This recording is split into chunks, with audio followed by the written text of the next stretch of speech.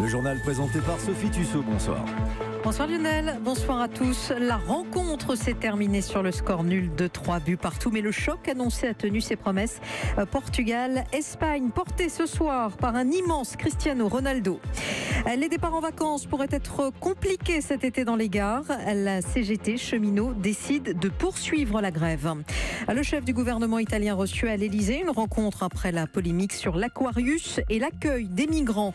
Et puis des larmes, de l'émotion et du rock. Les fans de Johnny Hallyday sont venus nombreux à Paris aujourd'hui pour marquer l'anniversaire du chanteur.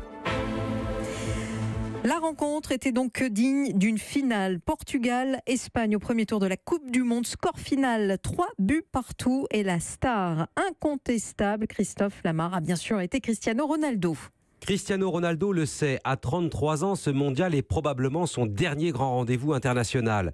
Le Portugais a survolé un match d'une intensité qui a parfois frisé l'exceptionnel. C'est lui qui ouvre le score pour la Seleção dès la 4e minute. Et c'est encore lui qui permet au Portugal d'arracher un nul qui semblait le fuir. Son coup franc à 2 minutes de la fin du match en dit long sur le caractère d'un joueur souvent critiqué pour son manque d'efficacité et de rendement avec sa sélection. Le jeu dépend de lui, ses partenaires et ses adversaires le savent, mais les Espagnols qui le connaissent pourtant par cœur n'ont pas réussi à résoudre le problème. Cristiano Ronaldo fait une entrée fracassante dans la compétition et le Portugal peut raisonnablement envisager la qualification pour les 8e de finale. L'Espagne, quant à elle, n'est pas rassurée, déstabilisée par le départ surprise et forcé de son sélectionneur. La voilà rongée par le doute. Christophe Lamarre du service des sports d'Europe 1. Autre rencontre aujourd'hui, l'Iran a battu le Maroc 1-0 dans les arrêts de jeu. Même score pour l'Uruguay face à l'Égypte. Et demain, les Bleus font leur entrée en lice dans ce mondial en Russie. Ils affrontent l'Australie à midi heure française. Une rencontre à suivre en intégralité sur Europe 1. Dans 3 semaines débutent les vacances d'été. Les départs en train pourraient être compliqués. La CGT cheminot poursuivra en juillet la grève contre la réforme ferroviaire. Alors au-delà du calendrier de l'intersyndicale qui prévoyait la fin du mouvement dans une semaine. Et c'est dans ce contexte que s'est tenue cet après-midi une réunion tripartite au ministère des Transports.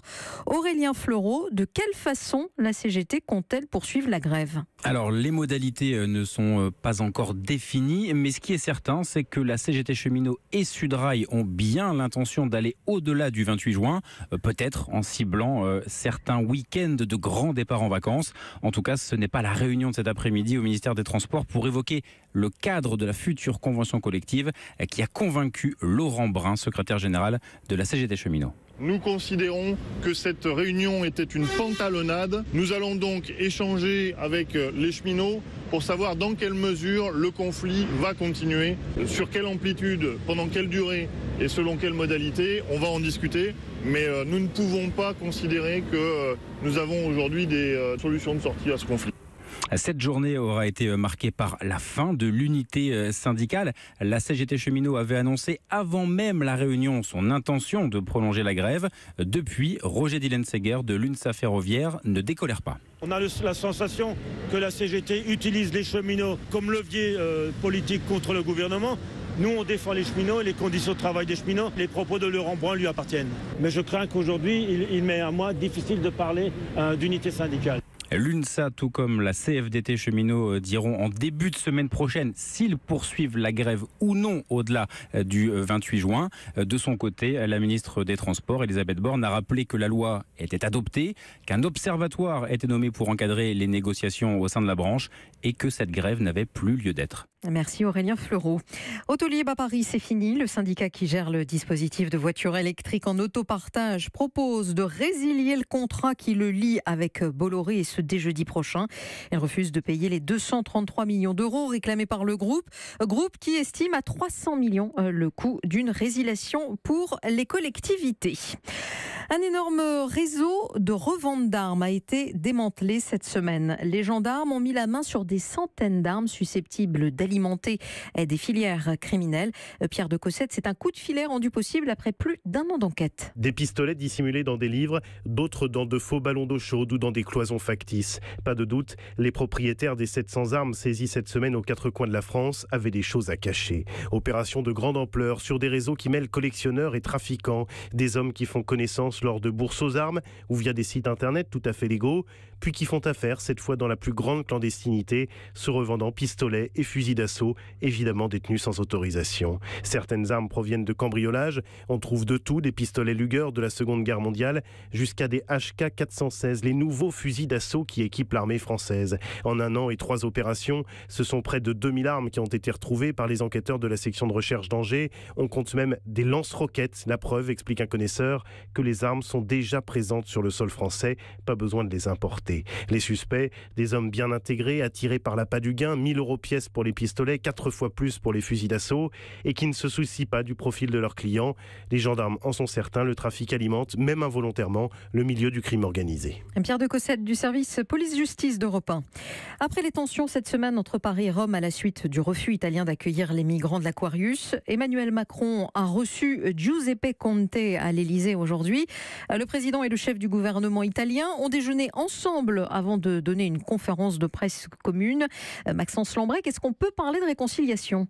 Au moins en apparence, grand sourire, tutoiement de rigueur, poignée de main chaleureuse. Il faut dire que le président français a cherché à arrondir les angles.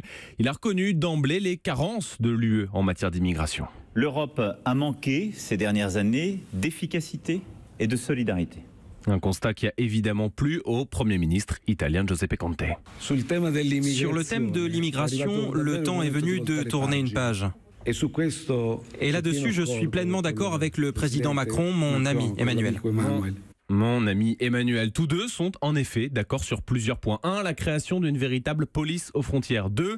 L'installation dans les pays de transit ou de départ en Afrique de centres d'accueil pour identifier en amont les demandeurs d'asile. Et ça a déjà commencé au Tchad et au Niger. 3. Le renforcement de la coopération avec la Libye, principal point de départ. 4. Une meilleure répartition des demandeurs d'asile à travers l'Europe. Et 5, un système plus efficace pour renvoyer chez eux les migrants économiques. Vaste programme qui cache beaucoup de désaccords pratiques, techniques, qui nécessitent surtout un consensus européen. L'Allemagne devrait suivre, mais la Hongrie, la Pologne, l'Autriche freinent des 4 fers. Verdict dans 2 semaines à l'issue du Conseil européen à Bruxelles. Maxence Lambrec du service politique d'Europe 1. Et alors que l'Aquarius devrait arriver à Valence dans 2 jours, près de 700 migrants ont été secourus aujourd'hui près des côtes du sud de l'Espagne. La guerre commerciale entre la Chine et les États-Unis. Après la décision de Washington d'imposer des droits de douane de 25% sur 50 milliards de dollars d'importations chinoises, Pékin prend une décision identique concernant les États-Unis. C'est un véritable cri d'alarme des professionnels de santé en France. Ils s'inquiètent des dangers de l'exposition des jeunes à la pornographie. Selon une enquête Ipsos, 15% des 14-17 ans disent regarder des images porno au moins une fois par semaine. Pour la première fois, des médecins lancent un appel solennel au pouvoir public pour protéger les plus jeunes. Mélanie Gomez, vous avez rencontré ces médecins pour Europe 1 et ils vous ont expliqué que ces habitudes avaient déjà des conséquences sur les comportements des adolescents. Oui, cette surexposition met en danger ces jeunes qui s'initient à la sexualité avec des idées fausses, par exemple sur les performances sexuelles, la taille du sexe ou encore la réalité des relations sexuelles. Et le docteur Israël Nizan, président du Collège des gynécologues et obstétriciens français, constate les dégâts sur les ados toutes les semaines. Quand il intervient dans les collèges, leurs questions autour de la sexualité sont uniquement inspirées par ce qu'ils ont vu dans les vidéos porno. Ces questions sont terribles, elles portent sur la zoophilie, elles portent sur les relations à plusieurs, elles portent sur peut-on, si une fille veut pas, est-ce qu'il y en a un qui peut la tenir pendant que l'autre se la fait? On a éduqué nos enfants au non-consentement. Parce que quand je demande aux garçons pourquoi est-ce que vous regardez de la pornographie, ils répondent de manière assez globale, on veut voir ce que les meufs elles aiment. Enfin, l'autre danger pour ces ados, selon les spécialistes, c'est que cette exposition massive au porno ait des conséquences aussi sur leur sexualité à l'âge adulte, pratiques violentes, troubles du désir ou même de l'érection. Mélanie Gomez du service santé d'Europe 1. Beaucoup d'émotions ce matin en l'église de la Madeleine à Paris et la ferveur intacte des fans. 6 mois après la mort de Johnny Hallyday, ils étaient 1 millier assistés à la messe en hommage au chanteur qui aurait eu 75 ans aujourd'hui. La même où ses obsèques avaient été célébrées au mois de décembre. Théo Manval, les fans, toujours émus, restent inconsolables. Oui, et on a vu des larmes couler sur les blousons de cuir. Honnêtement, ouais. Parce que franchement, dans cette nef, c'était très émouvant.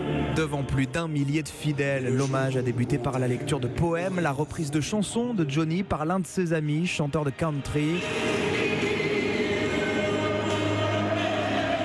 Vivre pour le meilleur, mais aussi Tennessee ont résonné dans l'église. Avant la messe proprement dite, le pénitencier retient la nuit, joué par l'organiste de la Madeleine pour des fans transportés.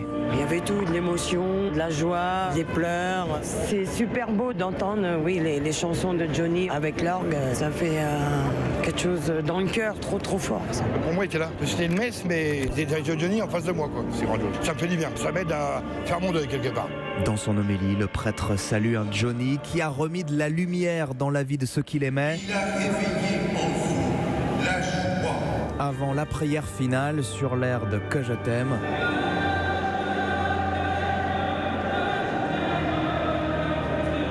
Les fans du rocker espèrent déjà remettre ça au mois de décembre pour la date anniversaire de sa disparition. Théo Manval à la Madeleine pour Europe 1, la météo. Valérie Darmon, encore beaucoup de nuages demain. Absolument, la matinée s'annonce très nuageuse du Grand Est au Massif central. Les nuages bas ne vont pas s'y dissiper, ils vont même donner quelques averses en toute fin de journée. Des averses faibles, mais néanmoins relativement nombreuses. De la Bourgogne-Franche-Comté à l'Auvergne-Rhône-Alpes, les nuages sont de plus en plus présents au fil des heures, là aussi, surtout à partir de la mi-journée. Le matin, vous êtes à l'abri et au soleil. Des Hauts-de-France à la Nouvelle-Aquitaine en passant par la Bretagne, c'est là qu'il fera le plus beau et le plus sec. Le ciel alternera entre périodes ensoleillées et périodes nuageuses jusqu'en région parisienne. Fourchette des températures, l'après-midi entre 17 à Cherbourg et 30 degrés à Avignon et le matin entre 11 à Charleville et 19 degrés à Perpignan. Merci Valérie Darmon, il est 23h11 sur Europe 1.